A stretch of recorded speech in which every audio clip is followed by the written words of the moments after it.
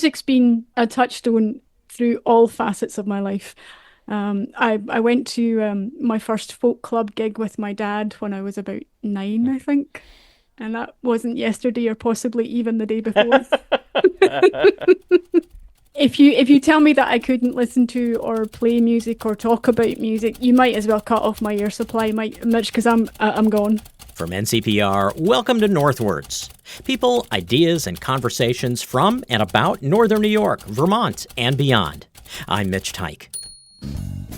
Support for the Northwards podcast comes from the J.C. Steiniger and M.E. McDonald Charitable Fund at Adirondack Foundation, in support of the Adirondack Foundation, building stronger Adirondack communities. This is my 30th year working in public radio. But my history around the field goes back even further to those days when WAMU in Washington would be on the radio when my mom would drive carpool to baseball practice or Sunday school or wherever. Or it was on the radio when we were at home and I was pretending to do my homework. There were names I remember growing up with and who stayed with me for years as I went from listening to public radio to producing it. Names like Noah Adams and Robert Siegel and Leanne Hansen and Fiona Ritchie. Fiona Ritchie's The Thistle and Shamrock was my entry into a music world that went further afield than Bruce Springsteen and introduced me to a culture that pronounces Celtic differently than the Boston basketball team. But like the other NPR names I mentioned, Fiona Ritchie is retiring, and Thistle and Shamrock is retiring with her. But that's yielded an opportunity to bring you a new show that picks up where Fiona Ritchie is leaving off. Starting in October, we'll bring you a brand new show produced specifically for NCPR called Global Heartbeat. Lorna Simes is the host. She joins me from her home studio in New Hampshire, while I was in my home studio in the St. Lawrence Valley. Welcome. Thanks for taking the time. Thank you for asking me, Mitch. It's always a joy to talk to you. All right, so I guess the most important question is this. What makes you so excited to do this show? Oh my goodness. I have loved the music all of my life. I get so much joy from it, and there are few things that I like more on this little green earth than sharing the joy that I get in this music. And I am thrilled to be able to bring it to North Country audiences. Well, okay, so this music that we're talking about, what are the kinds of music that you are especially eager to expose listeners to? Oh my goodness. Obviously, I'm not from round here, as you can tell. So I grew up very much in the Scottish and partly Irish folk tradition. But from there, I started a kind of journey of discovery that started when I was in my teens, I think. I started listening to Scandinavian music, and there was all these really crazy rhythms that they were using and really unusual instrumentation. And, from there, you jump into the music of the Balkans and the music of the Middle East, and you start to hear, yes, you hear the differences, but you hear the similarities between them as well. So, there's all these kind of connections between the cultures and between the music. And the music on the show, or the music on Global Heartbeat, really does run the gamut from, traditional folk music to an 8-minute piece on the sitar and most points in between. There really are, very, very few borders. So you say you grew up in the Scottish and the Irish folk tradition. What was music to you when you were growing up? It's funny, neither of my parents sung or played, but there was always music in the house. There was always music in the house, and the radio was always playing. And there are two radio shows that formed a major part of my musical education. One of them was Travelling Folk on BBC Radio Scotland, hosted for 27 years by legendary Scottish musician Archie Fisher. I can remember running home from school, doing my homework, having my dinner, and being at my radio for 8 o'clock for Travelling Folk starting. And the other one was Thistle and Shamrock, Fiona Ritchie. Between those two shows, from when I was 13 or 14, I got a significant amount of my musical education and had my musical horizons broadened by those two programs. I hate asking yes or no questions, but I'm going to ask this yes or no question anyway. And that is, does it blow your mind that the show that you are producing is coming on in place of the Thistle and Shamrock?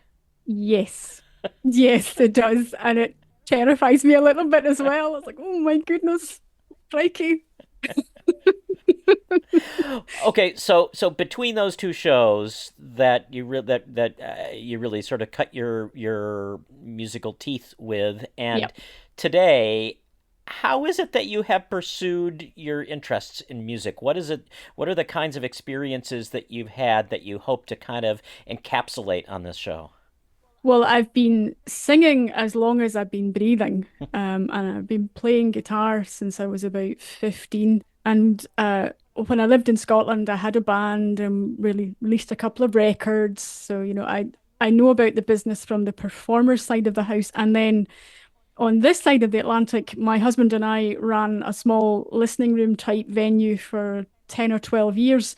So then I got to experience it through the promotional side of the house and, forming relationships with artists. I mean, a lot of the musicians that I play on the show have played in my studio at home, which is a bit wild. So I mean, yeah, I've had music's been a touchstone through all facets of my life. I went to my first folk club gig with my dad when I was about 9, I think, and that wasn't yesterday or possibly even the day before. So yeah, I mean, it's if you tell me that I couldn't listen to or play music or talk about music, you might as well cut off my air supply, might Mitch, because I'm gone. Well, and we'll peel back the curtain a little bit. You'll be producing this show from New Hampshire, Indeed. but you are more than familiar with the North Country and the various venues that are in New York, but also around New York, places like Vermont and Ottawa, Absolutely. Kingston, those places as well. Yeah, I mean, I'm a frequent visitor to Saratoga Springs for the legendary Cafe Lena. I mean, I've seen some phenomenal shows there. Just a couple of weeks ago, I was up in Ottawa at a fantastic little venue they have up there called the Redbird. It's an 80 seat listening room type venue, but during the day it's a music school. So you go in the afternoon and there's kids banging on drums and learning how to play guitar, and it's just brilliant. And the type of artists that they have coming through the door at Redbird aligns very well to the type of thing that I'll be playing on my show. And not only that, obviously, I'm acutely aware of the really healthy regional music scene that you have in the North Country. I mean, your underscore project illustrates that quite beautifully. And there's another singer-songwriter that I've been following for about 18 months or so. I've been following his progress, and he's from Watertown, New York. So I'll be playing Patrick Sampson. Hello, Patrick, if you're listening. I'll be playing some bits and pieces from Patrick's new record. It's lovely. His star's very much on the ascendancy. So yes, you know. Yes, the program is global heartbeat, but there'll be a local heartbeat element to it as well, very much so. You said early on in our conversation that one of the things that you love the most about this is getting to share this love with other people. Can you talk about the balance between playing songs that and artists that people have heard of before and exposing them to new names like Patrick Sampson? Mm. Um, Obviously, we're in a business of communicating, which I have to play some songs that people have heard before. I want people to listen at a very basic level. I want them to enjoy what they're hearing, obviously. I want them to hear things that are familiar to them, but I also want them to think, oh, what was that? And I'd like it to be a kind of a journey of discovery for me and the listener. I mean, if I have a new release that drops on my desk, the first time I'll play it will be on the show. So it's like I have this brand new music from Denmark, or I have this new piece from Spain. Let's discover it together. How are you discovering music? Oh my goodness. I go to gigs a lot. I have some very, very musically literate friends, as you know. Um, and I've been doing various iterations of Global Heartbeat now across various stations for nearly 10 years. So I have reasonable relationships with labels and artists, and they send me new stuff to play on a regular basis. Social media is a big thing. Instagram, TikTok, all of the kind of social media platforms that the kids use. Do you Um, find that harder or easier?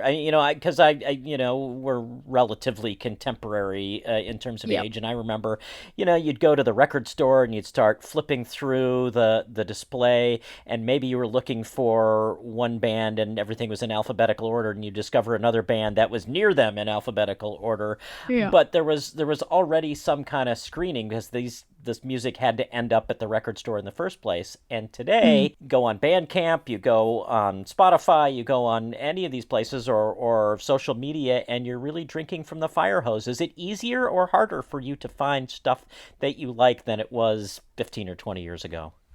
Oh, it's much easier.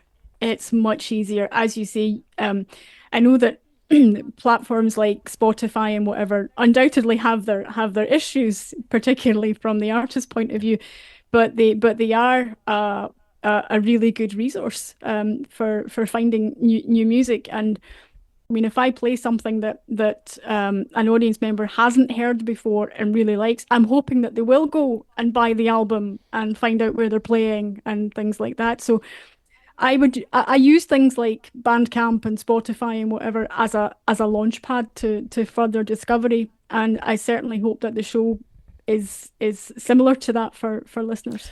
Well, yeah, I will say the thing that I enjoy most about both of those platforms and social media to some degree is just how they serve as the entry to the rabbit hole. Absolutely. Absolutely. I mean, you could spend, days and days and days, and I do spend days and days and days on those sites because it's like, if you like this, you might like this. And it's like, oh, I don't know that one. Oh, okay. I have a really hard time putting my playlists together. You think, okay, I've only got an hour or 2 hours, so an hour's what, maybe 15, 16 tracks or something like that. And I have to be quite ruthless with my editing, otherwise it'd be like, and we're into the 23rd hour of this week's Global Heartbeat. Well, and it is amazing how quickly an hour goes by. You think, oh my gosh, I have a whole hour to play these songs, and then you realize if you want to say anything at all about them, yeah, you have 16 tracks, maybe maximum. Exactly. And that's the thing that I do like to do, particularly if I'm bringing in an artist who isn't perhaps, familiar, who audiences aren't familiar with. I do like to kind of put them in context. If I'm playing something from, let's see, La Souriant in Quebec. You can say, for the last 50 years, they've been the standard bearers for traditional music in Quebec. Many, many lineup changes, but they're still standing. They're still producing. Here's a track from their new record. Boom. That type of thing, offering a little bit of context into the music. But yes, it's hard. La Bottine Souriante is an excellent choice because they were the musical guest on A Prairie Home Companion when it came to Potsdam, New York in the spring of 1998. I love them. I first saw them in 1994. They played the very first Celtic Connections Festival in Glasgow. Myself and a whole bunch of my friends, we were right at the front. There was about 20 of them on stage, full horn section. And I sang and I danced and I clapped. And by the end of the gig, I was deaf. I had no voice. My feet were killing me. And it was incredible. Are there other transcendent gigs from your history that people ought to know about? Oh my goodness. One of my most enduring musical loves were Scottish Gaelic rockers Runrig. I saw Runrig over 200 times. That's like 40. And That's like 60% of a year. yeah, I used to go and see them, 20, 30 times a year. I went to Germany to see them when I was in my teens and all this kind of mad stuff. But probably like the transcendent gig for me for Runrig was probably when they played on the banks of Loch Lomond in Scotland in 1991, I think. Yeah, 1991. 40,000 lunatics bouncing up and down on the banks of Loch Lomond. It was glorious. Wow. And Runrig will be on the first edition of the show. I was just going to ask how close you are to having that first show in the can. The first show, the playlist is all set, and the script is just about written. So the first one is almost there, almost there. The first one will probably will be an introductory program, a gateway drug. Yeah, a gateway drug. Sort of saying, let me play some of my favorites and sort of give you an idea of what we can expect as we move forward in this together. Basically, it's a fantastic excuse to play an hour of my favourite tunes. It's fabulous, and get to talk about them as well. Well, Lorna Simes, we can't wait. Thank you so much, and here's to 30 years, just like the Thistle and Shamrock. I would be more than happy if that were to be the case, Mitch. Absolutely. Thank you so much. Lorna Simes is the host of NPR's Global Heartbeat, which will take the place and the time slot of the Thistle and Shamrock, Sunday evenings at 9. Starting in October, we reached her at her home studio in New Hampshire. That's all for this edition of Northwards. Let's throw things over to Ethan Shanty now for a list of who makes this show possible. Northwards is an NCPR podcast production. The show is written, edited, and produced by Mitch Tyke with digital production supervision by me, Ethan Shanty. Caitlin Kelly handles our social media, Bill Hanel is our digital director, and Doyle Dean is our production manager. Music is by the Wickmore Jazz Trio of Plattsburgh. To support this show and find more podcasts, visit ncpr.org. This is NCPR, North Country Public Radio.